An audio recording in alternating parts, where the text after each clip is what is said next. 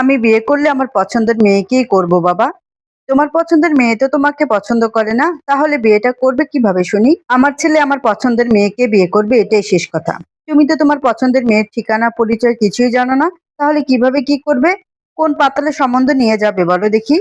রেদন শিকদারের কথা স্ত্রী রওনক শিকদার আর ছেলে রুদ্র রওনক শিকদার দুজনেই চুপ। কিছু বলার নেই তাদের। এই এক জায়গাতেই তারা বাধা। মা ছেলে একে অপরকে দেখলো, দুজনের মুখেই বিষণ্ণ দেখালো। মা ছেলের এমন চুপসানো মুখ দেখে বিজয়ের হাসি হাসলেন রেদওয়ান শিকদার। মা ছেলেতে মিলে এতকাল তাকে নাকে দড়ি দিয়ে ঘুরিয়েছে, এবার তার পালা। নিজের পছন্দ মতন বউ এনে মা ছেলের থেকে শোধ তুলবেন তিনি। আমি আর কোনো কথা শুনতে চাই না, যেহেতু তোমাদের দুইজনের পছন্দের মধ্যেই কিছু না কিছু ঝামেলা রয়েছে, তাই আমার পছন্দই শেষ কথা। এভাবে হয় না বাবা, বোঝার চেষ্টা করো তুমি। আমি ওকে ভালোবাসি, আর ওই মেয়ে তোমাকে পাত্তা দেয় না। অপমানটা গায়ে লাগলো রুদ্রর। স্নিগ্ধের উপর রাগ লাগলো প্রচুর। কি হতো যদি একটু পাত্তা দিত তাকে? কি হতো একটু ভালোবাসলে? মহাভারত অশুদ্ধ হয়ে যেত নাকি? কতবার সে নিজের ভালোবাসার কথা বলেছে, কিন্তু স্নিগ্ধার এক কথা, বাবা মায়ের পছন্দে বিয়ে করবে। এইসব প্রেম টেম সে করবে না। এগুলো করে সে বাবা মায়ের মনে কষ্ট দিতে চায় না। মন চায় একটা চড় দিয়ে বাপের নাম ভুলিয়ে দিতে। নিহাত সে ওই মেয়েকে ভালোবাসে, তাই এত তেলিয়ে চলে। আমি আর কোনো কথা শুনতে চাই না। আজকে বিকেলে আমরা মেয়ে দেখতে যাব, পারলে আজকেই আংটি পরিয়ে দিয়ে আসবো। আজকেই কেন? কারণ তোমাদের আমি একটুও ভরসা করি না। আমি সাইদকে কথা দিয়েছি, ওর মেয়েকে আমি ঘরের বউ বানাবো। এখন সময় হয়েছে সাইদকে দেওয়া কথা রাখার। কথা দেওয়ার আগে আমাকে বলবে না একবার? আমার মতামতের দাম নেই নাকি? তোমাকে জন্ম দেওয়ার আগে যেমন তোমার মতামতের প্রয়োজন হয়নি, এখনো হবে না। এবার কিন্তু বাড়াবাড়ি হয়ে যাচ্ছে। আমি আর কিছু শুনতে চাই না। আমার কথা শেষ কথা। তোমাদের দুজনকে যথেষ্ট সময় দেওয়া হয়েছে। এবার রুদ্রের দিকে তাকিয়ে বললেন, না তুমি নিজের পছন্দের মেয়েকে পটাতে পারছো, আর না রুশু তুমি নিজের পছন্দের মেয়েকে খুঁজে পেয়েছো। যেহেতু আমার পছন্দের মেয়ে রাজি, তাই আমার পছন্দের মেয়ের সাথেই বিয়ে হবে। শেষ কথাটা স্ত্রীর দিকে তাকিয়ে বললেন তিনি। সময় আরেকটু বাড়ানো যায় না?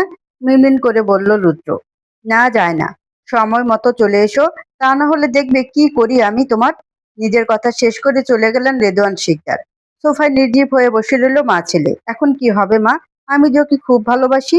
আমার কানের কাছে ভালোবাসি ভালোবাসি বলে কি হবে? পটাতে তো পারিসনি। নালায়েক ছেলে একটা। আমি কি ৩টা বছরে কম চেষ্টা করেছি? ওই মেয়ে পড়তেই চায় না। এত তেরা মেয়ে আমি নিজের ২৬ বছরের জীবনে দেখিনি। আমি তো ওই মিষ্টি মেয়েটাকে ছাড়া কাউকেই তোর বউ হিসেবে মেনে নিতে পারবো না রে। আমিও পারবো না স্নিগ্ধাকে ছাড়া অন্য কাউকে বউ হিসেবে গ্রহণ করতে। মা ছেলে বসে বসে হা হুতাশ করতে লাগলো। উপর থেকে সবটাই দেখলেন রেদওয়ান শিকদার। মনে মনে পৈশাচিক আনন্দ পেলেন। এবার মা ছেলেতে বুঝবে মজা। তিনি মনে আনন্দ নিয়ে রেডি হতে গেলেন। আজকে বেশি পেশেন্ট অ্যাটেন্ড করবেন না তিনি। লাঞ্চ টাইম অবধি যতগুলো পেশেন্ট অ্যাটেন্ড করা যায় ততগুলোই। অপরদিকে রুদ্রও রেডি হতে গেল। 11টায় ওর ওটি আছে একটা। তার আগে কিছু পুরাতন পেশেন্টের অ্যাপয়েন্টমেন্ট আছে। রুদ্রের ভীষণ মন খারাপ লাগছে। এত মন খারাপ নিয়ে কাজ করা যায়? এত টাকা কামাই করে হবেটা কি যদি পছন্দের মানুষকে বিয়ে না করা যায়? রুদ্র নিজের ফোনটা বের করলো পকেট থেকে। হোয়াটসঅ্যাপে গিয়ে শখের বেয়াদব নারী লেখা ইনবক্সটা ওপেন করলো। রাতের মেসেজ এখনো সিন করেনি পাষণ্ড রমণীটি। রুদ্র মনঃক্ষুণ্ণ হলো, তবে হাল ছাড়লো না। রুদ্র এবার আর মেসেজ পাঠালো না কোনো। সে সরাসরি ফোন করলো। যদিও ফোন তোলার চান্স 0, তবুও রুদ্র কল দিল। মেয়ে কোনোদিন রুদ্রর কল অ্যাটেন্ড করে না। 3 বছরে তাদের মধ্যে হাতে গোনা কয়েকবার কলে কথা হয়েছে। রিং বাজতে বাজতে কল কেটে গেল। রিসিভ হলো না। রুদ্র আবার ট্রাই করলো। এবার দুবার রিং হতেই কল রিসিভ করলো। রুদ্র অবাক হলো বটে। রুদ্রর অবাকতা কাটলো অপর পাশ থেকে আসে মিষ্টি কণ্ঠস্বরের সালামে। রুদ্র সালামের উত্তর দিয়ে বলল, স্নিগ্ধা, তোমাকে হয়তো আর আমি বিরক্ত করব না। এতদিনে সুবুদ্ধি উদয় হলো তাহলে? স্নিগ্ধার এমন প্রতিক্রিয়ায় নিরাশ হলো রুদ্র। সে এমন প্রতিক্রিয়া আশা করেনি। আশা করেছিল স্নিগ্ধা ব্যথিত হবে, কাতর কণ্ঠে কারণ জানতে চাইবে।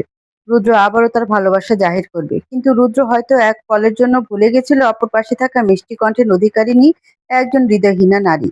তার হৃদয়ে রুদ্রের জন্য কোনো দয়া মায়া নেই। আমাকে কি একটু ভালোবাসা যায় না স্নিগ্ধা? আমি কি এতটাই অযোগ্য? রুদ্রর কাতর কণ্ঠে স্নিগ্ধার মন গলল না বোধহয়। আমি আপনাকে আগেই বলেছি, এসব প্রেম প্রীতিতে আমি নেই। আমি বিয়ে করলে আমার বাবা মায়ের পছন্দেই করব। আপনি শুধু শুধু নিজের সময় অপচয় করছেন। এর চেয়ে ভালো হবে এমন কাউকে খুঁজুন যে আপনার ভালোবাসার কদর করবে। আমার পেছনে আর সময় নষ্ট করিয়েন না রুদ্র ভাই। চিন্তা করিও না স্নিগ্ধা, নিয়তিও হয়তো এটাই চায়। আমি আর তোমাকে জ্বালাবো না, অনেক তো হলো। রুদ্র গলার সুর অন্য দিনের চেয়ে কেমন যেন লাগলো, উদাসীনতায় ভরা। স্নিগ্ধার একবার জিজ্ঞেস করতে মন চাইল কি হয়েছে তার, কিন্তু গলা ধরে এলো। ভেতর থেকে তাকে কিছু একটা বাধা দিচ্ছে যেন। আজকে আমরা পাত্রী দেখতে যাচ্ছি। মেয়ের বাবা পছন্দ করেছেন ওনার স্কুলের কোনো ছোট ভাইয়ের মেয়ে। ওহ ভালো, তার সাথেই নিজের জীবনটা গুছিয়ে নেবেন। দুজনই মনতা আপন করে নিল। দুজনেই হয়তো আশা করছে অপরজন কিছু বলবে, তবে বলা হয়নি কারোরই। কিয়ৎক্ষণ চুপ থেকে স্নিগ্ধা ফোন কেটে দিল। কি লাভ মায়া বাড়িয়ে? রুদ্র আজকে মেয়ে দেখতে যাচ্ছে, 2 দিন পর বিয়ে করবে, 3 দিন পর সে নিজেও শ্বশুরবাড়ি চলে যাবে। কি লাভ শেষ সময় এসে নিজেকে দুর্বল করার? স্নিগ্ধা নিজেকে দুর্বল করতে চায় না, সে চায় না তার কোনো কাজের দ্বারা মা বাবা কষ্ট পাক। স্নিগ্ধা বড় বড় কেমন ভীতু প্রকৃতির মেয়ে, তার কখনই সমাজের ভয় ছিল না, সে কখনই চিন্তা করেনি চার লোক কি বলবে বা সমাজ কি বলবে। তার ভয় হয় বাবা কি ভাববে, মা কি করবে। স্নিগ্ধা দীর্ঘশ্বাস ফেলল। সে চায় রুদ্র সুখী হোক, পৃথিবীর সকল ভালোবাসা রুদ্রের হোক। অপরদিকে ফোন হাতে নিয়ে দাঁড়িয়ে রইল রুদ্র। মানুষ বলে কায়া দেখলে মায়া বাড়ে, ভালোবাসা না হোক স্নিগ্ধার কি এই 3 বছরে তার প্রতি একটু মায়াও জন্মেনি? রুদ্র হতাশ হলো। মেয়ে মানুষ এত পাষাণও হয়, এত নিষ্ঠুরও হয়। তখন বিকেল। রুদ্র রেডি হয়ে সোফায় বসে আছে, তার পাশে মা রওশন শিকদার। তারা মূলত অপেক্ষা করছেন রেদন শিকদারের। তিনি এখনো রেডি হননি। গত 1 ঘন্টা যাবৎ তিনি আর 5 মিনিট বলে যাচ্ছেন, তার 5 মিনিট এখনো শেষ হওয়ার নাম নিচ্ছে না। আর 5 মিনিটের মধ্যে তুমি যদি নিচে না আসো তবে কিন্তু আমি চলে যাব, তোমার পছন্দের মেয়েকে গিয়ে তুমি একা দেখে আসবে তখন। রুদ্রের কথা কাজে দিল মনে হয়। ঘড়ি ধরে ঠিক 3 মিনিট 27 সেকেন্ডের পর হেলে ধুলে নেমে আসলেন রেদওয়ান শিকদার। রওশন শিকদার হা করে স্বামীর দিকে তাকিয়ে আছেন। ওনাকে দেখে মনে হচ্ছে ছেলের জন্য নয়, নিজের জন্য মেয়ে দেখতে যাচ্ছেন। এত সেজেছো কেন তুমি? তো কি তোমাদের মতন ভিখিরি সেজে যাব নাকি? একটা ক্লাস আছে না আমার? এবার রুদ্রর দিকে নজর গেল তার। ভ্রুকুটি করে বললেন, তুমি জার্সি পরেছো কেন? আমরা কি কোনো ম্যাচ দেখতে যাচ্ছি? এভাবে গেলে চলো, তা না হলে আল্লাহ হাফেজ। রেদওয়ান শিকদার ছেলেকে আর ঘাটালেন না। পাছে ছেলে বেঁকে বসলে ঝামেলা। মেয়ের বাড়ি পৌঁছাতে সময় লাগলো 30 মিনিটের মতো। রুদ্র পুরোটা রাস্তা চোখ বন্ধ করেছিল।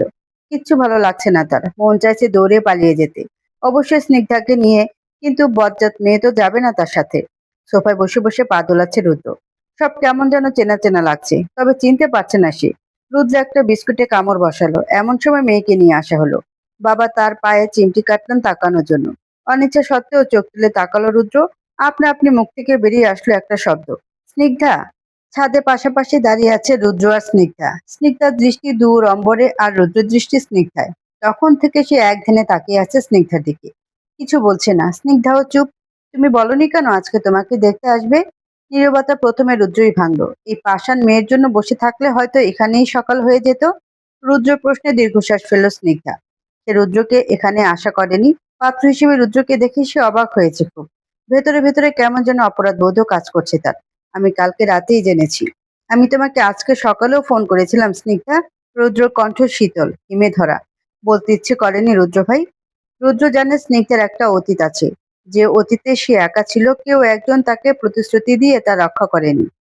তাকে পরোক্ষভাবে ঠকিয়েছে, তাকে ভালোবাসার লোভ দেখিয়ে ছেড়ে চলে গেছে। তারপর থেকে স্নিগ্ধা এইসব প্রেম ভালোবাসা বা পুরুষ মানুষকে বিশ্বাস করতে পারে না ঠিক। এগুলো তাকে স্নিগ্ধা বলেনি, সে নিজে নিজে জেনেছে। স্নিগ্ধার বিষয়ে সে অনেক কিছু জানে, যা স্নিগ্ধা নিজে জানে কি না সন্দেহ আছে। রুদ্র নিজেও দীর্ঘশ্বাস ফেলল। তো এখন কি করবে? কি করব? বিয়ে করবে আমায় স্নিগ্ধা? স্নিগ্ধা রুদ্রর দিকে তাকালো, চোখে তার বিষাদের ছায়া। রুদ্রর বলতে ইচ্ছে করলো, এমন বিষাদিনী হয়ে থেকো না মেয়ে। কিছু বিষাদ হাওয়ায় উড়িয়ে দাও, আমি তোমার সকল বিষাদ কুড়িয়ে নেব, রেখে দেব যতনে। বাবা মা যদি দেয় তাহলে হ্যাঁ। আমি তোমার মতামত জানতে চাইছি স্নিগ্ধা, তুমি কি চাও? আ আমি আসলে জানি না। না, আমি কি চাই? আমি কি চাই রুদ্র ভাই? রুদ্রর দিকে তাকিয়ে কথাখানা বলল স্নিগ্ধা। স্নিগ্ধার কাতর কণ্ঠ শুনল রুদ্র, অনুভব করলো হৃদয়ের গভীর থেকে এই মেয়েটাকে সে ভীষণ ভালোবাসে। নিজের মনখানা কবেই সে এই মেয়েটার নামে দলিল করে দিয়েছে। তুমি ভালোবাসা চাও স্নিগ্ধা? তুমি নিজের একান্ত ব্যক্তিগত কাউকে চাও? এগুলো পাওয়া যায়? একবার আমাকে চেয়ে দেখো, হয়তো দুনিয়ার সবটুকু ভালোবাসা তুমি পেয়ে যাবে স্নিগ্ধা। স্নিগ্ধা বলল না কিছু। আবারও সে মনতা আপন করে নিল। রুদ্র নিচে নেমে গেল। স্নিগ্ধা নামলো না, সে ঠায় দাঁড়িয়ে রইল। একাকী, একলা। একা থাকতে স্নিগ্ধার অনেক ভালো লাগে, সে নিজের সঙ্গ উপভোগ করে খুব। কোথাও কেউ নেই, শুধু সে আর তার ছায়া। নিজের ছায়ার সাথে খেলতে স্নিগ্ধার অনেক ভালো লাগে। ছায়া কখনো বেমানি করে না। স্নিগ্ধার মাঝে মধ্যে মনে হয় সে ডুয়েল পার্সোনালিটি ক্যারি করে। এটা মনে হওয়ার কিছু কারণও তার কাছে আছে অবশ্য। সে সবার সামনে এক রূপে থাকে, যেমন সবার সামনে তার চেয়ে হাসি খুশি কেউ নেই। দুনিয়ার সবচেয়ে সুখী মানুষটা সে। আর নিজের সামনে একটা ভঙ্গুর, একাকী, নিঃসঙ্গ মানুষ সে। ভালো মেয়ের রোল প্লে করতে করতে স্নিগ্ধা ইদানিং কেমন হাঁপিয়ে গেছে, ক্লান্ত লাগে তার ভীষণ। কত রাত সে ঘুমায় না, একটু ঘুমের জন্য কত শত চেষ্টা, ফলাফল শূন্য। দিন সুতোর খাতায় শূন্য ছাড়া কিছুই মেলে না। তার আজকাল আয়নায় নিজেকে দেখতে ভয় লাগে, নিজের চোখে চোখ রাখতে পারে না সে। যদি নিজের প্রতিবিম্ব তাকে প্রশ্ন করে বসে, প্রশ্নে স্নিগ্ধার বরাবরই ভীতি কাজ করে। নিচে নেমে রুদ্র দেখলো তার মায়ের মুখ থেকে হাসি সরছেই না যেন। স্নিগ্ধাকে দেখার পর থেকেই মায়ের চেহারা অন্যরকম এক খুশির ঝলকানি দেখতে পাচ্ছে রুদ্র। রুদ্র ঠিক ঠাউর করতে পারলো না, সে গিয়ে মায়ের পাশে বসলো। মা স্নিগ্ধার মায়ের সাথে কথা বলছে। এখানে এসে রুদ্র জানতে পারলো স্নিগ্ধাকে তার মা আগে থেকেই চেনে। কিভাবে চেনে তা এখনো বলেনি। স্নিগ্ধা আর মায়ের নিজেদের মধ্যে টুকটাক কথাবার্তা হয়েছে। স্নিগ্ধা আসেনি, আসছে, কেউ আর ঘাটলো না। হয়তো মেয়ে লজ্জা পেয়েছে, পাওয়ারই কথা। এই প্রথম সে পাত্রপক্ষের সামনে বসেছে। একটু ১৯-২০ অনুভূতি তো অস্বাভাবিক কিছু না। সন্ধ্যা নামতেই চা নাস্তা করে রুদ্র বিদায় নিল। এর মধ্যে স্নিগ্ধার সাথে বার কয়েক চোখাচোখি হলেও কথা হয়নি রুদ্র। সে স্নিগ্ধাকে ঘাটেনি বেশি। মেয়েটা আজকে নিজের মতন থাক, কে জানে কালকে থেকে হয়তো বা তাকে রুদ্রর কথায় উঠতে বসতে হবে। রুদ্র মানুষটা তো কম জাহিল নয়। নিজের মনে কথাগুলো ভেবেই মনে মনে হাসলো রুদ্র। সে পুরো দুনিয়ার সামনে জাহিল হতে পারলো, এই একটা রমণীর কাছে পারে না। এই রমণীর কাছে আসলেই সে কেমন ভেজা বেড়াল হয়ে যায়। রাতে খাবার টেবিলে বসে আছে সবাই। আজকে রুদ্রের বড় বোন আর তার বরকেও ডাকা হয়েছে, তাদের মতামত নেওয়াটা জরুরি। রওশন শিকদার ডিনারে সব স্বামীর পছন্দের খাবার রান্না করলেন। তিনি সচরাচর রান্না করেন না। রান্না করার জন্য বাসায় আলাদা লোক রাখা আছে, তবে আজকের রান্নাটা তিনি নিজ হাতেই করলেন। এতদিনে তার স্বামী একটা কাজের কাজ করেছেন। রেদওয়ান শিকদার টেবিলে সাজানো খাবার দেখে অবাক হলেন। তিনি স্ত্রীর দিকে তাকিয়ে দেখলেন একবার, হাসি যেন সরছেই না মুখ থেকে। তিনি বুঝলেন না এত খুশির কারণ। স্নিগ্ধাকে কেমন লাগলো তোমাদের মা ছেলের? ভালো, গম্ভীর গলায় বলল রুদ্র। রেদওয়ান শিকদার এবার স্ত্রীর দিকে তাকালেন। রওশন শিকদার গলা পরিষ্কার করলেন। আমি ভাবছি তোমার কথাটাই মেনে নেব। তুমি তো আর না বুঝে কোনো সিদ্ধান্ত নেবে না। আমি তোমার সিদ্ধান্তের পাশে আছি। বিয়েটা দেওয়া যায়, ভালোই হবে। ওনার কথা বাবা ছেলে অবাক হলো বটে। এভাবে কিভাবে বোল পাল্টে গেল ডাক্তার সাহেবার? রেদওয়ান শিকদার পুরো কুঁচকে তাকালেন স্ত্রীর দিকে। কোথাও একটা গন্ডগোলের আভাস পাচ্ছেন তিনি। তাহলে সাইদকে কি বলবো? বলে দাও বিয়ে সামনের সপ্তাহে করাতে চাই আমরা। একটু বেশি জলদি হয়ে যাচ্ছে না? বিয়ে যেহেতু করতেই হবে তাহলে দেরি করে লাভ কি? বলে দাও সামনের শুক্রবারই বিয়ে। রেদওয়ান শিকদার মা ছেলের মতিগতি বুঝতেন না। মেয়ে দেখে এসে থেকে তিনি মা ছেলের আচরণে কেমন পরিবর্তন দেখছেন। কি ব্যাপার বলো তো? তোমাদের আচরণ তো আমার কাছে ঠিক লাগছে না। আরে কোনো ব্যাপার নেই, সব ঠিক আছে, মেয়েকে এসে বললেন রওশন শিকদার। তুমি এবার ফোনটা করো তো বাপু। রেদওয়ান শিকদার ফোন করলেন। কিছুক্ষণ কথা বললেন সাইদ সাহেবের সাথে। বিয়েটা আগামী সপ্তাহে সম্ভব না কেন? মা ছেলে একসাথে প্রশ্ন করলো। ভরকে গেলেন রেদওয়ান শিকদার। নিজেকে ধাতস্থ করে বললেন, তোমরা তো জানোই সাইদের বাবা 15 দিন যাবৎ হাসপাতালে ভর্তি। ওনার হার্টে রিং বসাবে সামনের শনিবারে, তাই এখন বিয়েটা সম্ভব নয়। এটা কোনো কথা হলো? উনি কি সারা জীবন হাসপাতালে থাকবেন নাকি? এই একটা কারণে কেউ বিয়েতে মানা করে? উত্তেজিত হয়ে উঠলেন রওশন শিকদার। মায়ের এত উত্তেজনা দেখে রুদ্র মৌন রইল। তবে সে নিজেও চিন্তিত, পারিবারিকভাবে বিয়ে না হলে আবার অন্য অঙ্ক কষতে হবে তাকে। বিয়েতে মানা করেনি, কাকা হাসপাতাল থেকে এলে বিয়ে দেওয়ার কথা বলেছে। স্নিগ্ধা বড় নাতনি, ওনারও তো শখ আছে কিছু। তাহলে ঠিক আছে, আর শোনো, ওনাদের বলে দাও স্নিগ্ধার বিয়ে আমার ছেলের সাথেই হবে। স্ত্রীর কথা মাথা নাড়ালেন রেদওয়ান শিকদার। স্ত্রীর মতিগতি তিনি কোনোদিন বোঝেননি, আর কোনোদিন বুঝতে পারবেন বলে মনেও হয় না। রাত তখন 10টা। চুলে বেনি করছে স্নিগ্ধা। এমন সময় রুমে আসলেন বাবা। স্নিগ্ধা, বলো বাবা। রুদ্রদের বাড়ি থেকে ফোন করেছিল। কি বললো? ওরা বিয়ের তারিখ ঠিক করতে চায়। ও, তুমি কি বললে? বলেছি তোমার দাদা বাড়ি ফিরলে তখন সব করব। ঠিক আছে বাবা। তুমি খুশি তো মা? তোমরা খুশি হলে আমিও খুশি বাবা। সায়েদ সাহেব মেয়ের মাথায় হাত বুলিয়ে চলে গেলেন। বাবা চলে যেতে দীর্ঘশ্বাস ফেলল স্নিগ্ধা। সে ফোন হাতে নিল। ভেবেছিল রুদ্র ফোন করবে বা মেসেজ করবে, তবে কিছুই করেনি রুদ্র। কেমন যেন চুপচাপ হয়ে গেল লোকটা। স্নিগ্ধা তাচ্ছিল্য করে হাসলো। পেয়ে গেলে পুরুষ মানুষ শখের জিনিসও মর্যাদা দেয় না। স্নিগ্ধা লাইট অফ করে দিল। বেশিক্ষণ লাইটের আলোতে থাকলে তার মাইগ্রেশন প্রবণতা বাড়ে। লাইট অফ করে দিয়ে বারান্দার দরজা ঘেঁষে বসলো স্নিগ্ধা। এমন সময় রুদ্রের নম্বর থেকে একখানা ছবি আসলো। স্নিগ্ধার কৌতূহল হলো। সে কৌতূহল নিয়ে ছবিটা দেখতে নিল। ছবিটা দেখে আনমনে হেসে উঠল স্নিগ্ধা। স্নিগ্ধা রুদ্রকে চেনে অনেকদিন থেকে। সে স্কুলে পড়াকালীন সময় থেকেই প্রাথমিক চেনা জানা। যে বছর স্নিগ্ধা ষষ্ঠ শ্রেণীতে এসে ভর্তি হলো, ঠিক সে বছরে রুদ্র এসএসসি পরীক্ষা দিয়ে স্কুল ছাড়লো। স্কুলে রুদ্র যাতায়াত ছিল ভালোই। টিচারদের প্রিয় ছাত্র বলে কথা। রুদ্রকে স্নিগ্ধা প্রথম দেখেছিল অ্যাওয়ার্ড অনুষ্ঠানে। সে বছর রুদ্র স্কুল পর্যায়ের বেস্ট স্টুডেন্ট অ্যাওয়ার্ড পেয়েছিল। তবে চেনা জানাটা হয়েছে আরো কয়েক মাস পরে। সেই বছরই স্নিগ্ধার কাঁধে এলো স্কাউট দলের ঢোল বাজানোর দায়িত্ব। ঢোল স্নিগ্ধা ভালোই বাজায়, তার মামা ছিল পিটি টিচার।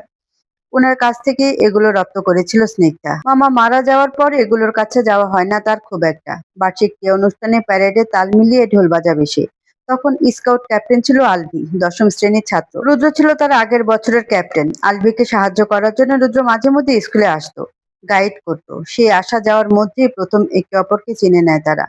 স্নিগ্ধা বেশি লম্বা ছিল না, অপরদিকে রুদ্র আর আলভি দুজনেই ছিল বেশ লম্বা। তাদের এত হাইট ডিফারেন্সের জন্য মজা করে তারা ছবি তুলেছিল। স্নিগ্ধা মাঝখানে আর দুই পাশে আলভি আর রুদ্র। স্নিগ্ধা অবশ্য হাইট ম্যাচ করতে দুটো ইটের উপর দাঁড়িয়েছিল। ভাবখানা তার এমন, সে রানী এলিজাবেথ আর তার পাশে দুইজন তার বিশ্বস্ত বডিগার্ড। স্নিগ্ধা আবারও হেসে উঠল। রুদ্র তাকে সেই ছবিটাই পাঠিয়েছে। স্নিগ্ধার জীবনের সবচেয়ে আনন্দের দিন ছিল স্কুলের দিনগুলো। কত কত আনন্দ করেছে সে, কত মধুর স্মৃতি। স্কুল পাশ করতেই জীবনের সমীকরণ বদলে গেল যেন। চেনা অনেক কিছু অচেনা হয়ে উঠলো। চেনা মানুষগুলো কেমন করে যেন অচেনা হয়ে উঠলো। সে বাস্তবতা বুঝতে শিখলো, বাস্তবতার সাথে মানিয়ে নিতে শিখলো। কিছুদিনের মধ্যে সে যেন অভিনয় শিখে গেল। ভালো থাকার অভিনয়। স্নিগ্ধা দীর্ঘশ্বাস ফেলল। উঠে দাঁড়ালো ধীরে ধীরে। ড্রয়ার থেকে একটা ঘুমের ওষুধ বের করে ভেঙে অর্ধেক খেলো সে। পুরোটা খেলে হয়তো সকালে আর উঠতে পারবে না সে। পরে আরেক কাণ্ড হবে। মা দেরি করে ঘুম থেকে ওঠা পছন্দ করেন না, বকাবকি করেন। স্নিগ্ধার এসব পছন্দ নয়। স্নিগ্ধা বিছানায় গিয়ে কাঁথা মুড়ি দিল। ফোনখানা সাইলেন্ট করে ঘুমানোর চেষ্টা করলো সে। এভাবে দুদিন কেটে গেল। রুদ্র আগের মতোই সকাল বিকাল রাতে অ্যান্টিবায়োটিক কোর্সের মতন করে ফোন দেয়, নয়তো মেসেজ দেয়। আগে ফোন দিত না তেমন। বিয়ের কথাবার্তা শুরু হওয়ার পর সাহসটা বেড়েছে বোধহয়। মেসেজের রিপ্লাই না করলে কোনো পরোয়া ছাড়াই ফোন দিয়ে বসে। স্নিগ্ধা কিছু বলতেও পারে না, কি বলবে। 2 দিন পর যার সাথে বিয়ে হবে সে ফোন দেয়, দিয়ে খোঁজ খবর নেয়। সেদিন বিকেল বেলা সকলে মিলে চায়ের আড্ডায় বসেছে। সকাল থেকেই স্নিগ্ধার নাভির আশেপাশে হালকা ব্যথা। এখন সেটা তলপেটের ডান পাশে স্থায়ী হয়েছে। সময়ের সাথে পাল্লা দিয়ে ব্যথা বাড়ছে যেন। স্নিগ্ধা সর্বোচ্চ চেষ্টা করলো ব্যথা সহ্য করার। এক পর্যায়ে ব্যর্থ হয়ে সে ব্যথায় কাতরাতে লাগলো। বমিও করেছে 2 বার। সকলে চিন্তিত হয়ে উঠলো। দ্রুত নেওয়া হলো হাসপাতালে। ইমার্জেন্সিতে ভর্তি করা হলো। খবর পৌঁছে গেল শিকদার বাড়ি অব্দি। দৌড়ে এলেন সবাই। তৎক্ষণাৎ আলট্রা করা হলো স্নিগ্ধার। স্নিগ্ধার অ্যাপেন্ডিসাইটিস ধরা পড়লো। অপারেশন ছাড়া উপায় নেই। তবে সার্জারি আজকে হবে না। আজকে রাত অবজারভেশনে রেখে কালকে অপারেশন করা হবে। আপাতত তাকে ইনজেকশন আর স্যালাইন দেওয়া হয়েছে। অপারেশনকে কেন্দ্র করে ছোটখাটো একটা সার্জিক্যাল টিম মিটিং বসানো হলো। স্নিগ্ধার সকল মেডিকেল হিস্ট্রি নেওয়া হলো। বোর্ডে রুদ্র অপারেশন লিড করার প্রস্তাব রাখলো। রুদ্রর প্রস্তাবে রেদওয়ান শিকদার ভেটো দিয়ে বসলেন। তুমি কার্ডিয়াক সার্জন, তুমি কিভাবে অ্যাপেন্ডেক্টমি করবে? তুমি হয়তো ভুলে যাচ্ছ, সার্জারি ট্রেনিং এর সময় জেনারেল সার্জারিও শেখানো হয়। হাসপাতালে ভালো ভালো জেনারেল সার্জন রয়েছে, তারাই কাজটা করুক, তোমার আসার দরকার নেই। আমি সার্জারি করলে কি সমস্যা? সার্জন দেবাশিস রেদওয়ান শিকদারকে বোঝালেন সমস্যা নেই, করতে চাই করুক। গায়ে গুই করে মত দিলেন রেদওয়ান শিকদার। কেউ আর দ্বিমত করেনি। রুদ্রর সার্জারির হাত নিহাত মন্দ নয়। পরদিন সকালবেলা স্নিগ্ধার সার্জারি দুপুর 2:30টায়। 1টার দিকে তাকে প্রি অপারেটিভ রুমে নেওয়া হবে। সবকিছু যখন ঠিকঠাক বেঁকে বসলো রুদ্র, সে বিয়ে করবে। রুদ্রর কথা শুনে সবাই হতবিহ্বল। এগুলো কেমন কথা? একটু পরে মেয়েটা ওটিতে যাবে, এখন বিয়ে কিভাবে হবে? সবাই রুদ্রকে অনেক বোঝানোর চেষ্টা করলো, সে বুঝলো না। তার এক কথা, বিয়ে না করে সে স্নিগ্ধাকে অপারেশন থিয়েটারে ঢুকতে দেবে না। সকলে মোটামুটি জানে রুদ্র একরোখা ছেলে। এক পর্যায়ে সবাই হাল ছেড়ে দিল। 12টায় কাজী এনে বিয়ে পড়ানো হলো তাদের। স্নিগ্ধার মায়ের একজন চাচা আছেন, উনি কাজী, তাই অসুবিধা হয়নি তেমন। রুদ্র স্নিগ্ধার দিকে তাকিয়ে আছে আর টপাটপ মিষ্টি খাচ্ছে। ভাবখানা এমন, সে ইহজন্মে মিষ্টি খায়নি, আর এখন মিষ্টি না খেলে বাকি জীবন তার কপালে মিষ্টি জুটবে না। স্নিগ্ধা রুদ্রর কাজে এতটাই অবাক হয়েছে যে সে আর ব্যথা অনুভব করতে পারছে না। তার মস্তিষ্ক সেই সিগন্যাল দিচ্ছে না। তার মস্তিষ্ক বারবার বলছে, এভাবেও বিয়ে হয়? হাসপাতালের বেডে বসে বিয়ে কে করে? স্নিগ্ধা রুদ্রর দিকে তাকালো। পরক্ষণেই মন বলল, রুদ্র সব পারে। তার ছেঁড়া মানুষদের পক্ষে সব সম্ভব। স্নিগ্ধা দীর্ঘশ্বাস ফেলল। বিয়ে নিয়ে তার তেমন কোনো শখ আহ্লাদ ছিল না ঠিক, তবে সে এইভাবে হাসপাতালের বেডে বসে মেহেদির জায়গায় হাতে ক্যানুলা লাগিয়ে কখনোই বিয়ে করতে চায়নি। একটু পরে স্নিগ্ধাকে প্রি অপারেটিভ রুমে নিয়ে যাওয়া হলো। সেখানে রুদ্র নিজে স্নিগ্ধার ভাইটালস চেক করলো। তারপর গেল নিজে রেডি হতে। স্নিগ্ধার ল্যাপারোস্কোপিক সার্জারি হয়েছে, তাই সময় বেশি লাগেনি। আধা ঘন্টার মাঝে অপারেশন থিয়েটার থেকে রুদ্র বেরিয়ে আসলো। স্নিগ্ধাকে এখন পোস্ট অপারেটিভ রুমে রাখা হয়েছে। 3 ঘন্টা পরে তাকে বেডে দেওয়া হবে। তখন রাত 8টা। স্নিগ্ধার কেবিনে বসে আছে রুদ্র। স্নিগ্ধা এখন ঘুমিয়ে আছে। আজকে তার অফ ডে ছিল বিধায় পেশেন্ট অ্যাটেন্ড করার ঝামেলা নেই। রুদ্র স্নিগ্ধার দিকে তাকিয়ে আছে অপলক। 2 দিনেই মেয়েটার চেহারা কেমন শুকিয়ে গেছে। ডার্ক সার্কেল গুলো মনে হয় আগের থেকে গাঢ় হয়েছে কিছুটা। রুদ্র স্নিগ্ধার মুখে হাত বুলিয়ে দিল। এই প্রথম সে স্নিগ্ধাকে স্পর্শ করছে। স্নিগ্ধা, তার স্নিগ্ধা, তার জীবনের একমাত্র কাঙ্ক্ষিত নারী, তার অর্ধাঙ্গিনী। কেবিনে এখন ওরা দুজনেই আছে, বাকিদের রুদ্র নিজেই বাড়ি পাঠিয়ে দিয়েছে। বলেছে সে থাকবে, কেউ দ্বিমত করেনি। থাকতে চাইছে যখন থাকুক, পর কেউ তো আর নয়। সকলে চলে যেতেই রুদ্র স্বস্তির নিঃশ্বাস ফেললো। কেবিনের দরজাখানা নিঃশব্দে লক করে দিল। নার্সদের বলে এসেছে যেন এখানে না আসে, সে খেয়াল রাখতে পারবে। ডাক্তার যেহেতু বলেছে, নার্স আর আসবেও না। রুদ্র এবার স্নিগ্ধার বেডের পাশে টোলটায় বসলো। আলতো করে স্নিগ্ধার হাতখানা নিজের হাতের ভাঁজে বন্দি করলো। হিসেব মতন আজকে তাদের ফার্স্ট নাইট। হোক না তা হাসপাতালে, আর থাকুক না তার বউ ঘুমিয়ে। এত মানুষ থাকলে লজ্জা লাগবে না বুঝি? বউটাকে তো সে ঠিকঠাক দেখতেও পারবে না। আগে তো এক পলক দেখার জন্য তাকে রীতিমতন যুদ্ধ করতে হতো। এখন সে অধিকার নিয়ে দেখবে। স্নিগ্ধা হালকা নড়ে উঠল, তারপর আবারও ঘুমিয়ে গেল সে। রুদ্র স্নিগ্ধার মাথায় আলতো করে হাত বুলিয়ে দিতে লাগলো। স্নিগ্ধাকে কড়া ডোজের ঘুমের ওষুধ দেওয়া হয়েছে। রুদ্র জানে স্নিগ্ধার ইনসোমিনিয়া আছে, তাই ওষুধের ডোজ বাড়িয়ে দিয়েছে। বাড়তি ডোজের কারণে স্নিগ্ধার ঘুমটা বেশ গাঢ় হয়েছে। সারাটা রাত রুদ্র এভাবেই কাটলো, স্নিগ্ধার পাশে বসে, স্নিগ্ধাকে দেখে দেখে, তার হাত ধরে রেখে। পরদিন সকালবেলা বাইরে মৃদুমন্দ বাতাস বইছে। জানালার পর্দাগুলো নিজের মতন করে স্বাধীনভাবে উড়ছে। বাতাসে স্নিগ্ধার লম্বা চুলগুলো অবাধ্যের মতন উঠছে। হাতের উপর ভারী কিছুর অস্তিত্ব টের পেয়ে ঘুম ছুটল স্নিগ্ধার। সে পিট করে চোখ খুলে তাকালো। রুদ্র তার হাতের উপর ঘুমিয়ে আছে। রুদ্রকে এই অবস্থায় দেখে স্নিগ্ধা অবাক হলো বটে। জানালা দিয়ে বাইরে দেখলো সে। সূর্য উঠে গেছে, সকাল হয়েছে অনেক আগেই। স্নিগ্ধা আরো একবার রুদ্রকে দেখলো। গাল ফুলিয়ে ঘুমিয়ে আছে সে। আচমকা স্নিগ্ধার মাথায় প্রশ্ন এলো, রুদ্র কি সারা রাত এখানেই ছিল? এভাবেই ছিল? তার পাশেই ছিল? তার পাশে বসেই ঘুমিয়েছিল? স্নিগ্ধার কেমন যেন এক অদ্ভুত অনুভূতি হলো। অন্যরকম, অচেনা অজানা এক অনুভূতি। একরাশ ভালো লাগায় যেন মনটা ছেয়ে গেল তার। রুদ্র চুলগুলো বেশ বড় বড়। হাঁটার সময় সেগুলো বাউন্স করে। চুল তার অনেক শখের। রুদ্র সারাক্ষণ এক হাতে নিজের চুল ঠিক করতে থাকে। এখন সেই চুলগুলো তার চোখে মুখে লেপ্টে রয়েছে। স্নিগ্ধা নিজের বাম হাত দিয়ে রুদ্রর মুখে লেপ্টে থাকা চুলগুলো সরিয়ে দিল ভীষণ যত্ন করে। কালকে সার্জারির টাইমে স্নিগ্ধা ভীষণ ভয় পেয়েছিল, শরীর কাঁপছিল ভয়ে। হার্ট রেট বেড়ে গিয়েছিল তার। স্নিগ্ধার কাঁপুনি দেখে পুরোটা সময় রুদ্র স্নিগ্ধার সাথে কথা বলেছে। যে আধা ঘন্টা সার্জারি করেছে, রুদ্র তার সাথে দেশের অর্থনৈতিক অবস্থা থেকে শুরু করে বৈদেশিক বিষয়াবলী নিয়েও কথা বলেছে। আলোচনা থেকে বাদ জানিয়ে সালমান খান থেকে শুরু করে জায়েদ খানও। একটা সময় স্নিগ্ধার ভয় কেটে গেল। সে সহজ হয়ে কথা বলতে লাগলো। রুদ্রর ঘুমন্ত মুখশ্রীর দিকে তাকিয়ে স্নিগ্ধা মৃদু হাসলো। এই সুদর্শন পুরুষটা তার স্বামী, তার একান্ত ব্যক্তিগত পুরুষ। স্নিগ্ধার এবার একটু গর্ববোধ হলো। এমন সুদর্শন বর পেলে কার না গর্ব হয়। স্নিগ্ধা নিজের মনে হাসলো। কালকে সকাল অবধিও রুদ্রকে নিয়ে সে ভাবেনি। বলা যায় ভাবতে চায়নি সে, ভয় লাগতো কেমন যেন। আর আজকে সকালটা, রুদ্র তার পাশে ঘুমিয়ে আছে নিশ্চিন্তে। স্নিগ্ধা রুদ্র চুল নিয়ে খেলার সময় রুদ্র হালকা নড়ে চড়ে উঠল। সূর্যের রশ্মি তার চোখে পড়ায় তার চোখ মুখ বিরক্তিতে কুঁচকে এলো। ঘুমটাও ছুটলো মনে হয়। রুদ্রকে নড়তে দেখে স্নিগ্ধা চট করে নিজের হাত সরিয়ে নিল। তৎক্ষণাৎ চোখ বন্ধ করে ঘুমের ভান ধরল। রুদ্র তাকে এভাবে দেখলে লজ্জায় তার মাথা কাটা যাবে। লোকটা তো বেশি সুবিধার নয়। কিয়ৎক্ষণ পরে রুদ্র আলগোছে চোখ মেলে তাকালো।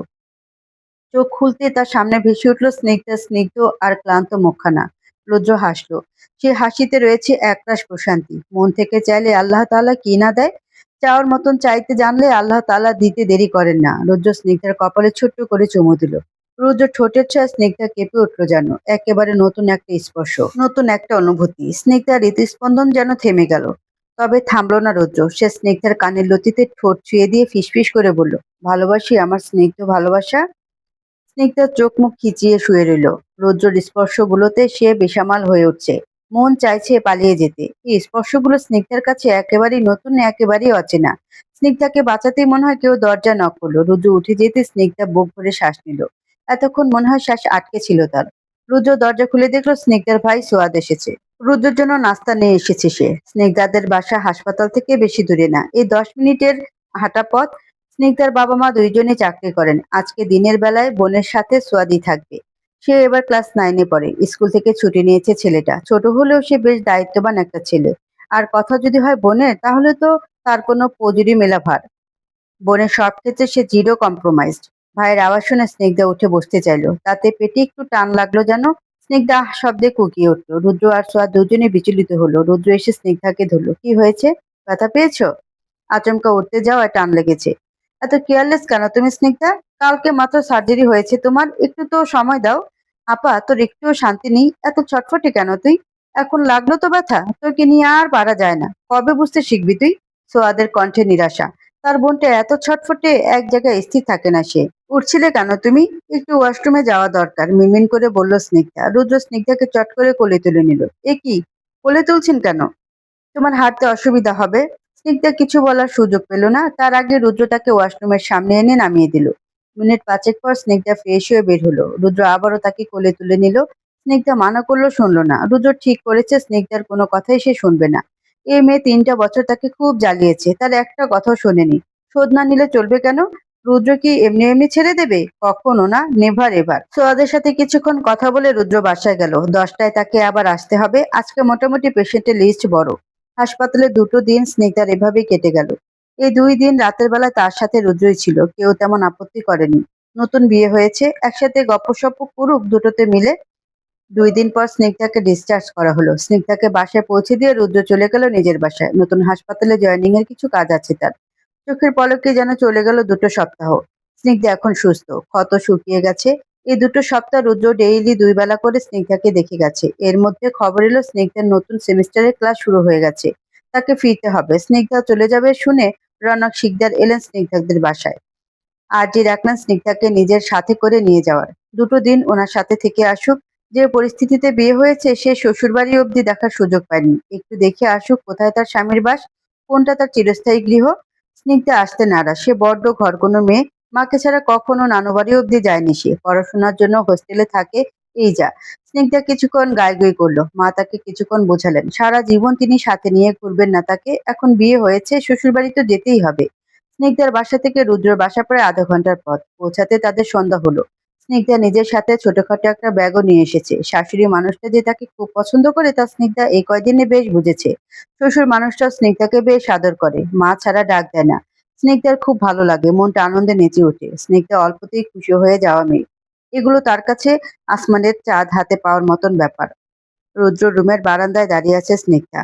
তার ঘরের বারান্দাটা বেশ বড় আর সুন্দরও বটে। রুদ্রর বারান্দায় 2-একটা ফুলের গাছ রয়েছে, রয়েছে কিছু ক্যাকটাস। স্নিগ্ধা জানে ক্যাকটাস রুদ্রের পছন্দের গাছ। রুদ্র একবার বলেছিল তাকে। স্নিগ্ধা কাঠগোলাপের গাছ থেকে একটা ফুল ছিল, ফুলটাকে কিছুক্ষণ ঘুরিয়ে দেখে কানে গুঁজে দিল যত্ন করে। কাঠগোলাপ স্নিগ্ধার প্রিয় ফুল। ওর একটা গাছ ছিল কাঠগোলাপের, গোলাপি ফুলের। কিছু মাস আগে গাছটা চুরি হয়ে গেছে। সেদিন স্নিগ্ধা অনেক কেঁদেছিল। সবসময় প্রিয় জিনিসগুলো তার থেকে দূরে সরে যায়। প্রিয় কোনো কিছু বেশিক্ষণ থাকে না তার কাছে, হোক সেটা মানুষ কিংবা গাছ। স্নিগ্ধা দীর্ঘশ্বাস ফেলল। এমন সময় কেউ একজন গম্ভীর সুরে ডেকে উঠল, স্নিগ্ধা। রাশভারী স্বরে স্নিগ্ধার ভেতরটা কেঁপে উঠল। সে তড়ক করে পিছন ফিরে চাইল। রুদ্র দাঁড়িয়ে আছে কোমরে হাত দিয়ে, তার চোখ মুখ কেমন গম্ভীর্যতায় চেয়ে আছে। স্নিগ্ধা জানে রুদ্র রাগী, তবে স্নিগ্ধা এর আগে তার সাথে রুদ্রকে এতটা গম্ভীর হতে দেখেনি। স্নিগ্ধা মনে মনে ঘাবড়ালো যেন। রাস্তাঘাটে মানুষ পেটানো স্বভাব আছে রুদ্রর। একবার তো তার সামনে একজনকে বেদম পিটিয়েছিল, ছেলেটাকে মেরে রক্তাক্ত করে নিজে ব্যান্ডেজ করে দিয়েছিল। ডাক্তার মানুষ কিনা, মানুষের সেবা করা তার ধর্ম বটে। এখন মানুষ পেটানোর স্বভাবটা যদি এখন বউ পেটানোর স্বভাবে বদলায়, তখন স্নিগ্ধা সকাল বিকাল মার খাবে। ফুল ছিঁড়েছ কেন স্নিগ্ধা? আবারও গুরু গম্ভীর গলায় প্রশ্নটা করলো রুদ্র। রুদ্র প্রশ্নে স্নিগ্ধা নিশ্চুপ রইল। কথাটা সব কেমন দলা পাকিয়ে আসছে, ভয়ে হবে হয়তো। ছিঁড়েছ তো ছিঁড়েছ, আবার কানের পেছনেও গুঁজে দিয়েছো, এত অধিকার কে দিল তোমাকে? স্নিগ্ধ অসহায় চোখে রুদ্রের দিকে তাকালো। সে যদি জানতো রুদ্র এতটা রেগে যাবে তাহলে কখনই ফুল ছিঁড়তো না। ছেঁড়া তো দূর, ফুল ছেঁড়ার কথা ভাবতো অব্দি না। রুদ্র কিছুক্ষণ স্নিগ্ধার মুখের দিকে তাকিয়ে রইল। কেমন চুপসে গেছে তার মুখখানা। স্নিগ্ধার চুপসানো মুখ দেখে যেন রুদ্র মজা পেল ভীষণ। আচমকে সে শব্দ করে হেসে উঠল। স্নিগ্ধা ভয়কে পেছনে ফেলে অবাক হয়ে রুদ্রের দিকে তাকিয়ে দিল। এই তো একটু আগে কেমন জাতরাল মানুষের মতন তাকে ধরেছিল, এখন এমন হাসছে কেন? ফুলের শোকে পাগল হয়ে গেছে কি? স্নিগ্ধা অবশেষে একটা পাগলের বউ হয়ে এলো, এই ছিল তার কপালে। স্নিগ্ধাকে ফ্যাল করে তাকিয়ে থাকতে দেখে রুদ্র ওর গাল দুটো টেনে দিল। You are so damn cute ইয়ার। এত কিউট কেন তুমি? রুদ্রর কথা বোধগম্য হলো না স্নিগ্ধার, সে মানে বুঝলো না। স্নিগ্ধা তখনও তাকিয়ে আছে রুদ্রর মুখের দিকে। রুদ্র এবার স্নিগ্ধার হাত ধরলো, হালকা টান দিয়ে নিজের কাছে নিয়ে আসলো। স্নিগ্ধা রুদ্রর বুক বরাবর। স্নিগ্ধা মাথা উঁচিয়ে তাকিয়ে আছে রুদ্রের মুখের দিকে। রুদ্র স্নিগ্ধার চুলের ক্লিপটা খুলে দিল। খোঁপায় বদ্ধ চুলগুলো ছড়িয়ে পড়লো স্নিগ্ধার পিঠ জুড়ে। রুদ্র হাত দিয়ে চুলগুলো আরেকটু ছড়িয়ে দিল। স্নিগ্ধার চুলগুলো বেশ লম্বা, একেবারে হাঁটুর নিচ অব্দি। আগে এমন ছিল না। রুদ্র যখন স্নিগ্ধাকে প্রথম দেখেছিল তখন তার চুলগুলো ঘাড় অব্দি ছিল। দুই পাশে দুটো ঝুঁটি করে রাখতো। দেখতে যে কি সুন্দর লাগতো। হাইট ছোট হওয়ার কারণে মনে হতো সামনে বুঝি একটা জীবন্ত পুতুল দাঁড়িয়ে আছে। রুদ্র স্নিগ্ধার মুখে উড়ে আসা চুলগুলো কানের পিছনে গুজে দিল। গড়িয়ে পড়া ফুলটাকেও যত্ন করে গুজে দিল চুলের ভাঁজে। রুদ্র এবার একটা ভয়ানক কাজ করে বসলো। চট করে স্নিগ্ধার ফোলা গালে একটা চুমু এঁকে দিল। রুদ্র রেহান কাজ যে স্নিগ্ধা স্তব্ধ হয়ে রইল। তার মস্তিষ্ক ঠাহর করতে পারছে না এইমাত্র রুদ্র করলো কি। রুদ্র এবার স্নিগ্ধার কানে ঠোঁট ছোঁয়ালো, ফিসফিস করে বলল, আমার কানের পিছে চুলের ভাঁজে ফুল গুজে দেওয়ার অধিকার শুধু আমার স্নিগ্ধা। আর আমি এটা মোটেও পছন্দ করব না কেউ আমার অধিকার এসে ভাগ বসাবে। পরের বার এমন দুঃসাহস করবে না। প্রতিটা শব্দে রুদ্রের ঠোঁট স্নিগ্ধার কান ছুঁয়ে গেল। স্নিগ্ধার নড়চড় নেই কোনো। সে পাথরের মতন শক্ত হয়ে দাঁড়িয়ে আছে।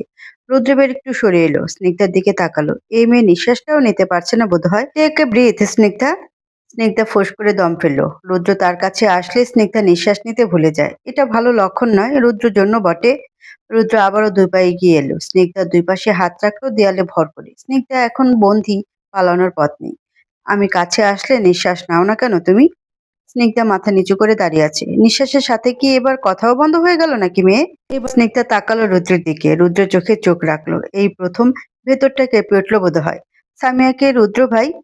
স্নিগ্ধার প্রশ্নে ভ্রুদা কুঞ্চিত হলো রুদ্রর। সামিয়াকে সে কিভাবে জানবে? তার কি জানার কথা নাকি? আমি কিভাবে জানবো কে? এত নাটক করিয়েন না রুদ্র ভাই। সামিয়া যে আপনার গোপন প্রেমিকা তা কি আমি জানি না ভেবেছেন? কতদিন আর লুকিয়ে রাখবেন সত্যটা? সত্যি বেশি দিন চাপিয়ে রাখা যায় না। নিজের বিরুদ্ধে এত বড় অভিযোগ মেনে নিতে পারল না রুদ্র। মনে হচ্ছে এখনই বুঝি বুকের বাঁ পাশটা চেপে ধরে আমিনার মা বলে চেঁচিয়ে উঠবে। শোনো, আমার কোনো প্রেমিকা টেমিকা নেই, হোক তা গোপনে বা প্রকাশ্যে। তোমাকে এককালে নিজের প্রেমিকা যদিও বানাতে চেয়েছিলাম, কিন্তু তুমি মাশাআল্লাহ যে তেরা, আমার চাওয়ার ইল্লা লিল্লা করে দিয়েছো একেবারে। কথা ঘুরাবেন না একদম। আচ্ছা, ঘোরালাম না কথা। এখন বলো এগুলো কেন বলছো? Have you any proof? Snigdha এবার রুদ্রর বুক ঠেলে তাকে নিজের সামনে থেকে সরালো। রুদ্রকে সরাতে তার ভালোই বেগ পোহাতে হয়েছে। বড় বড় দুটো তিনটে কদম ফেলে রুমে আসলো সে। স্নিগ্ধার পেছন পেছন আসলো রুদ্র নিজেও। সেও দেখতে চায় নিজের গোপন প্রেমিকাকে। কোথাকার কোন মেয়ে কোথা থেকে উড়ে এসে জুড়ে বসলো দেখা দরকার। রুদ্র রুমে এসে দেখলো স্নিগ্ধা নিজের ফোনে কিছু করছে। প্রমাণ খুঁজছে হয়তো। কিছুক্ষণ পরে স্নিগ্ধা নিজের ফোনটা রুদ্র সামনে ধরলো। রুদ্র নিজের হাতে নিল ফোনটা। এটা তাদের স্কুলের কনফেশন গ্রুপ। রুদ্র নামে একটা কনফেশনে এসেছে। পোস্টটিতে স্পষ্ট লেখা আছে, রুদ্র সামিয়া নামক মেয়েটির গোপন প্রেমিক। রুদ্রকে নিয়ে মেয়েটির হৃদয় নিংড়ানো আবেগ স্পষ্ট প্রতীয়মান। কনফেশনটির মাধ্যমে সামিয়া রুদ্রকে নিজের প্রেমিক হওয়ার আহ্বান জানিয়েছে। রুদ্র এবার ফোন থেকে চোখ তুলে স্নিগ্ধার দিকে তাকালো। মনে হচ্ছে মেয়েটা রেগে আছে। সে দীর্ঘশ্বাস ফেললো। মনে মনে ভাবলো, তুমি মানুষের এই এক সমস্যা, দেখে এক বুঝে আরেক, তিলকে তাল বানিয়ে হুলস্থুল কাণ্ড বাঁধিয়ে দেয়। এ পোস্ট দেখে তুমি এটাই বুঝলে যে এই মেয়ে আমার গোপন প্রেমিকা? প্রেমিকা না হলে আপনাকে কনফেশন কেন দেবে সে? তাও এত বছর পর? দিয়েছো তো দিয়েছে। বিয়ের ১ মাস যেতে না যেতেই কেন দিতে হবে?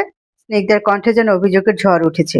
অভিমানেরা উপচে পড়ছে। রুদ্র যেন এবার এক নতুন স্নিগ্ধাকে দেখলো। নতুন স্নিগ্ধার কণ্ঠে আছে তীব্র অধিকারবোধ, চোখে আছে অজস্র অভিমান আর অভিযোগ। রুদ্র ঠোঁট এলিয়ে হাসলো। রুদ্রর হাসি চোখ এড়ালো না স্নিগ্ধার। সে আরো তেতে উঠল। আশ্চর্য, আপনি হাসছেন কেন? আমি কি এখানে কোনো জোকস বলছি? Are you jealous Snigdha? রুদ্রের প্রশ্নে স্নিগ্ধা থতমত খেয়ে গেল যেন। সে চুপ হয়ে গেল। রুদ্র ঠোঁটের কোণে দুষ্টু হাসি। স্নিগ্ধা অস্বস্তিতে পড়ল এবার। সে কি বেশি রিয়েক্ট করে ফেলেছে? রুদ্র কি তাকে ফালতু মেয়ে ভাবছে? ভাবছে স্নিগ্ধা একটা স্যাঁচরা মেয়ে। সে বিয়ের ২ দিন যেতে না যেতেই স্বামী প্রেমে কেঁদিয়ে মরছে। স্নিগ্ধা আবারও রুদ্রের দিকে তাকালো। তার ঠোঁট এখনো সেই হাসি। রুদ্র হাসি মুখে এগিয়ে এলো স্নিগ্ধার দিকে। Nice move. I am impressed sweeter. কথায় কথায় এত কাছে আসেন কেন রুদ্র ভাই? রুদ্র সরল না, বরং আরেকটু কাছে আসলো। আমি কাছে আসলে তুমি দূরে যাও কেন? স্নিগ্ধার আবারও নিঃশ্বাস বন্ধ হওয়ার উপক্রম হলো। রুদ্র নিজের মাথাটাই একটু স্নিগ্ধার দিকে আনলো। তখন দরজায় টোকা পড়লো। স্নিগ্ধা রুদ্র দুজনেই দরজার দিকে তাকালো। রুদ্রর বড় বোন রোদেলা তাদের ডাকছে রাতের খাবারের জন্য। রুদ্র এবার সরে এলো স্নিগ্ধার সামনে থেকে। তার চোখে মুখে বিরক্তিকর ছাপ স্পষ্ট। এই মেয়ে নিশ্চিত তার থেকে প্রতিশোধ নিয়েছে। বিয়ের আগে যখন মেহেদী ভাইয়ের সাথে প্রেম করত রুদ্র বাসায় বলে দিয়েছিল। তখনই তো ধরে বেঁধে তাকে বিয়েটা দেওয়া হলো। বিয়ে অবশ্য মেহেদী ভাইয়ের সাথেই হয়েছে। রুদ্র তাদের রোমান্সে কম ব্যাঘাত ঘটায়নি জীবনে। তার যে বোন প্রতিশোধ না নিয়ে ছাড়বে বুঝি? রুদ্র হনহন পায়ে গিয়ে দরজা খুলে দিল। রোদেলা কোমরে হাত দিয়ে আছে।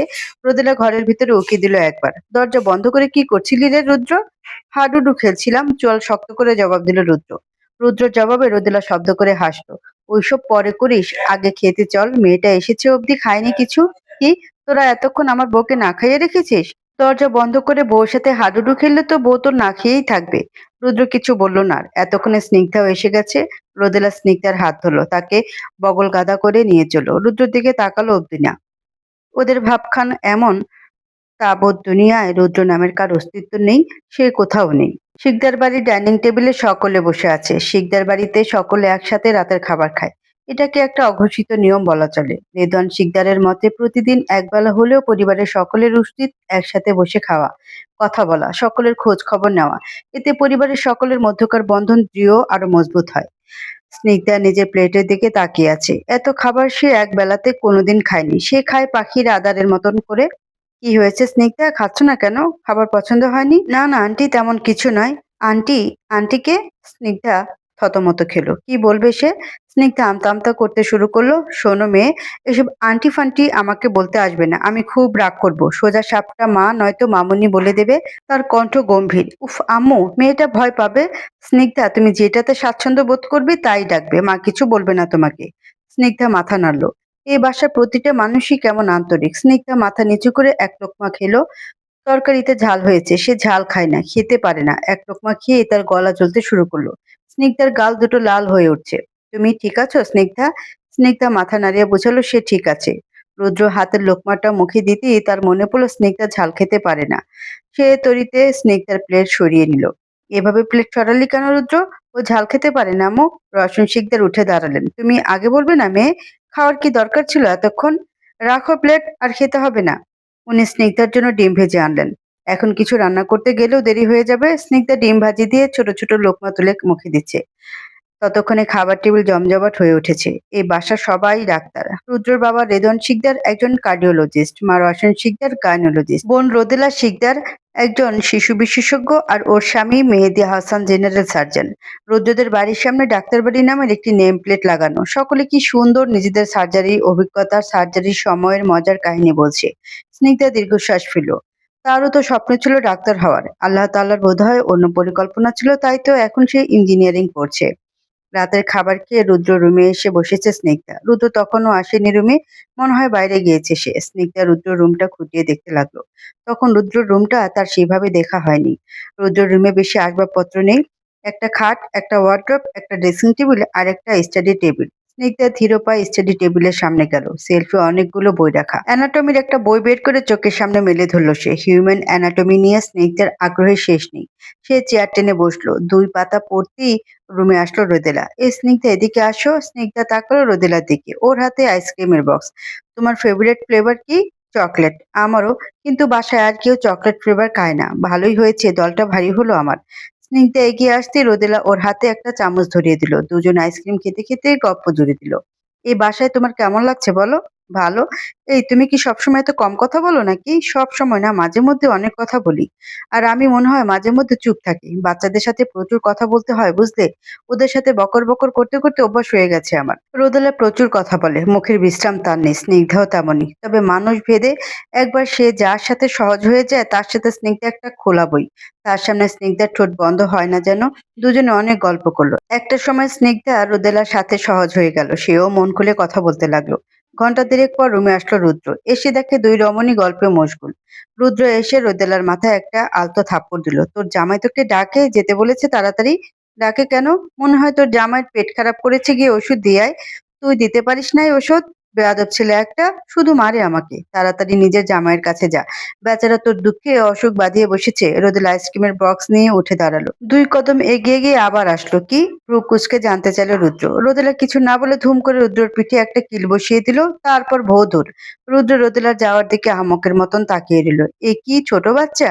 এমন কে করে? রুদ্র এবার স্নিগ্ধার দিকে তাকালো। স্নিগ্ধা ওর দিকেই তাকিয়ে আছে। চা খাবে স্নিগ্ধা? খাওয়া যায়। তাহলে আসো দুজনে মিলে চা বানাই। তারা দুজন রান্নাঘরে গেল। স্নিগ্ধা চা খুব ভালো বানায়। তার চায়ের প্রশংসা সে নিজেই করে। শুনে শুনে রুদ্রের খুব লোভ লাগতো। আগে অনেকবার স্নিগ্ধাকে বলেও ছিল তাকে চা বানিয়ে খাওয়াতে। স্নিগ্ধা পাত্তা দেয়নি তাকে। বেয়াদব মেয়ে একটা। খুব দক্ষ হাতে স্নিগ্ধা কাজ করতে লাগলো। রুদ্র তাকে এটা সেটা এগিয়ে দিচ্ছে। চুলার তাপে স্নিগ্ধার নাকে বিন্দু বিন্দু ঘাম জমেছে। আগুনের ঝলকানিতে তার মুক্তার মতন লাগছে। রুদ্র এক দৃষ্টিতে তাকিয়ে আছে স্নিগ্ধার দিকে। ওভাবে তাকিয়ে থাকলে কাজ করতে অসুবিধা হয়, তাহলে কাজ রেখে দাও। রুদ্রের স্পষ্ট জবাব। স্নিগ্ধা আর কথা বাড়ালো না। সে 2 কাপে চা ঢেলে নিল, তারপর আবারও বারান্দায় বসলো। আসলে তোমার চায়ের হাত ভালো, ভাবছি ডাক্তারি ছেড়ে চায়ের দোকান দেবো। তুমি চা বানাবে আর আমি ওয়েটার। স্নিগ্ধা কিছু বলল না, শুধু হাসলো। রোজও মনোযোগ দিয়ে চা খেলো। চা সে তেমন পছন্দ করে না, তার পছন্দ ব্ল্যাক কফি। তবে আজকে চা খেতে মন্দ লাগছে না তার। চা খেতে খেতে দুজন অনেক গল্প করলো। রুদ্র কথা বলার সময় স্নিগ্ধা চুপ ছিল, স্নিগ্ধা কথা বলার সময় রুদ্র চুপ ছিল। স্নিগ্ধা সবসময় কথা বলে না, যখন বলে তখন বোধহয় শ্বাসটাও নেয় না। চা শেষ করে রুদ্র কাপ দুটো রেখে আসলো।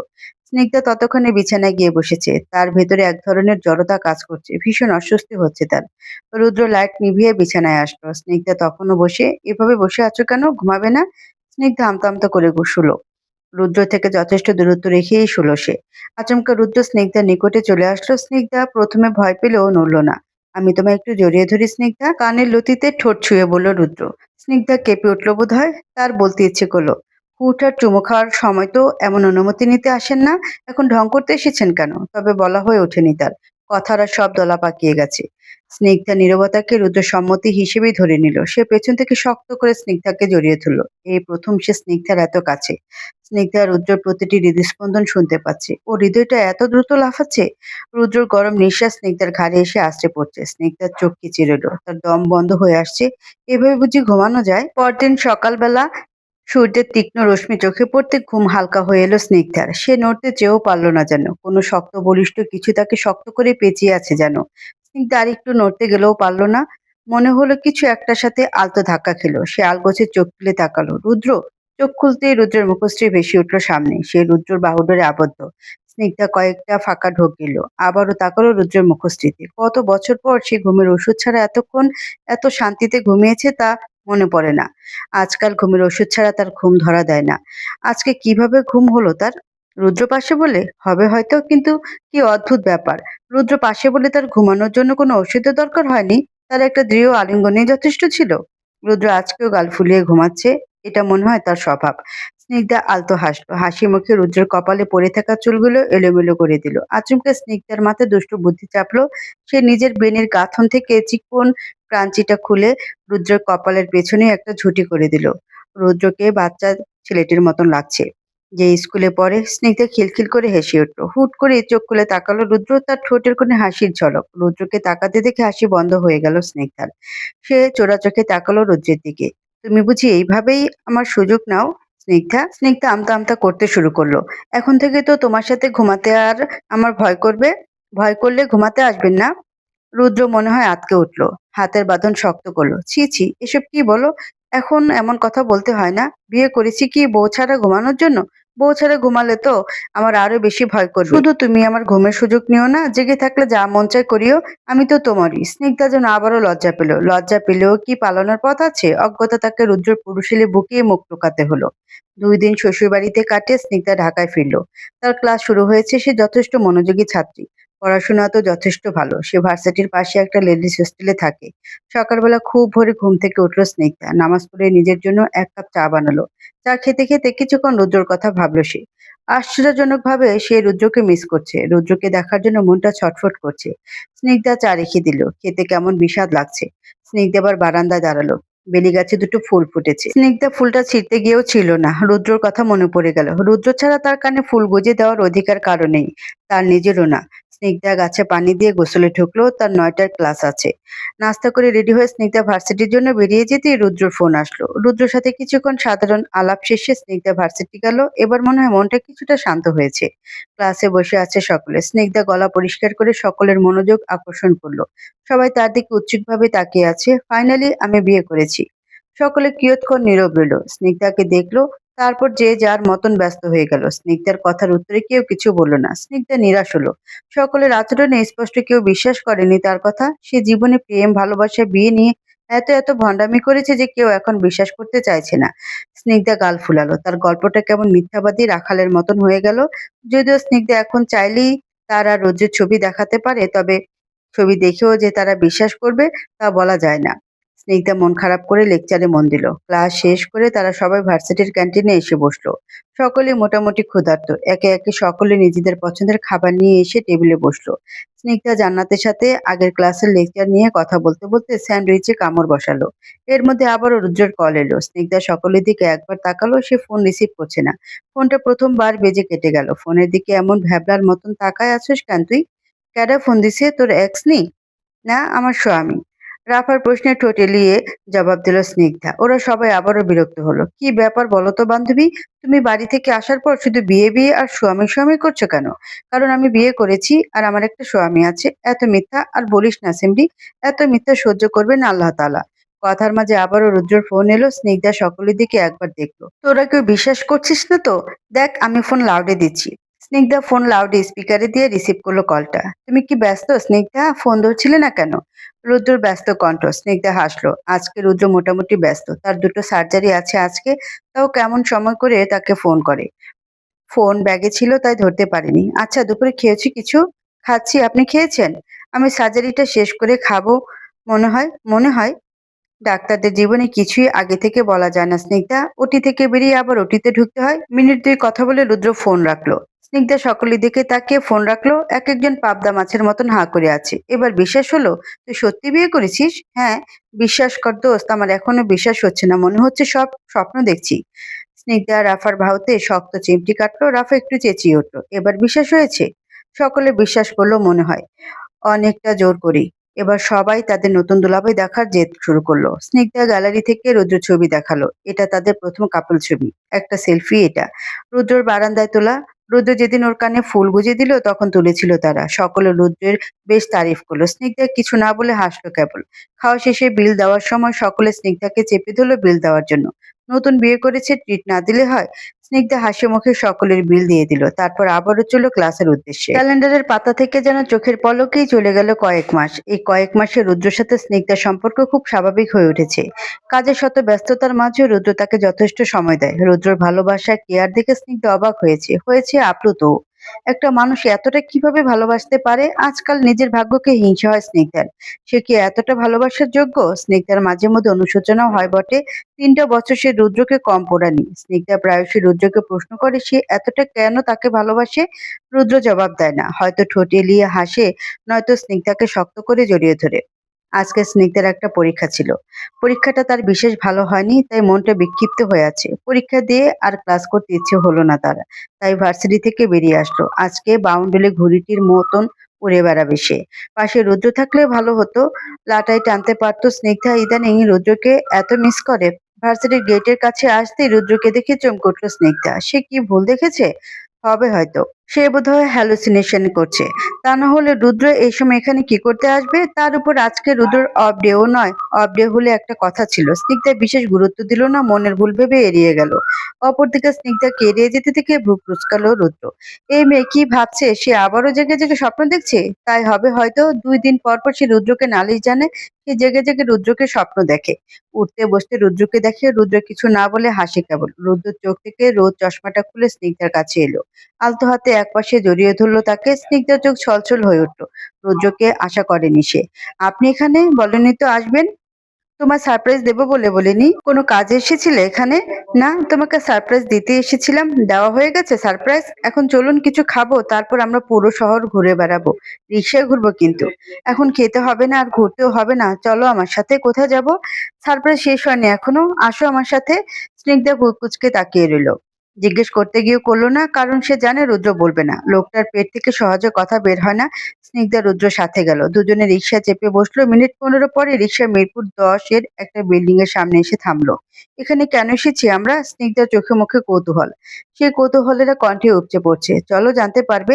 তারা লিফটে করে ৬ তলায় আসলো। একটা ফ্ল্যাটের সামনে এসে রুদ্র পকেট থেকে চাবি বের করে তালা খুলে দিল। কার বাসা এটা রুদ্র? চাবি কোথায় পেলেন? চুরি টুরি করতে এসেছেন নাকি? রুদ্র ঝরা হাসলো। স্নিগ্ধার কপালে ছোট্ট করে চুমু দিয়ে বলল, এটা আমাদের বাসা স্নিগ্ধা। আমাদের? তোমার আর আমার মিলেমিশে আমাদের? স্নিগ্ধা অবাক হলো বটে। তার চোখে মুখে এখনো কৌতূহল। সে তাকিয়ে আছে উৎসুক দৃষ্টিতে। এখানে বাসা নেওয়ার হেতু সে বুঝতে পারছে না। রুদ্র স্নিগ্ধাকে পুরো বাসা ঘুরিয়ে দেখালো। ৩টা বেডরুমের একটা বাসা, সাথে ৩টে ওয়াশরুম, ২টো বারান্দা, একটা কিচেন আর একটা ড্রয়িং ডাইনিং। আপনি এখন থেকে এখানে থাকবেন বুঝি? আমি না আমরা থাকবো। আর কতদিন বউ ছাড়া থাকবো বলো দেখি? বিবাহিত ব্যাচেলর হয়ে থাকতে আর মন সায় দিচ্ছে না। সে বুঝলাম কিন্তু আপনি না আমাদের বাসার কাছের হাসপাতালে বসেন। আমি সামনের মাসে ২ তারিখ থেকে বারডেনে জয়েন করব। স্নিগ্ধা জানতো না রুদ্র এটাও সারপ্রাইজ হিসেবে রেখেছিল। একদিনে এতগুলো সারপ্রাইজ স্নিগ্ধা বুঝি ক্লান্ত হয়ে উঠল। বারডেমে বসলে বাসায় মিটফুট নিয়েছেন কেন? শাহবাগ বা তার আশেপাশে নিলে তো হতো। এখান থেকে তোমার আমার দুজনেরই সুবিধা। স্নিগ্ধা এবার বুঝলো এখান থেকে আসলেই তাদের দুজনেরই সুবিধা হয়। এখান থেকে রিক্সায় তার ভার্সিটি যেতে মিনিট ১৫ লাগে। আর রুদ্র হয়তো মেট্রোতে যাতায়াত করবে। রুদ্র এর মধ্যে নিচে গিয়ে কিছু টুকটাক জিনিসপত্র আর খাবার কিনে আনলো। দুজনে মিলে আজকে সারাদিন বাসা সাজিয়েছে। এখনো সাজানো কমপ্লিট হয়নি। আরো অনেক কিছু কিনতে হবে। বাসা সাজাতে সাজাতে অনেক দেরি হয়ে গেছে বলে স্নিগ্ধার আর হোস্টেলে যায়নি। ফোন করে জানিয়ে দিয়েছে। রাতের বেলা রুদ্র বাড়ি থেকে খাবার কিনে আনলো। এমন সময় স্নিগ্ধা রান্না জানে না। তার রান্নার হাত দারুণ। স্নিগ্ধার থেকেও রুদ্রর রান্নার হাত মারাত্মক। লোকটা সব দিক থেকেই গুণী।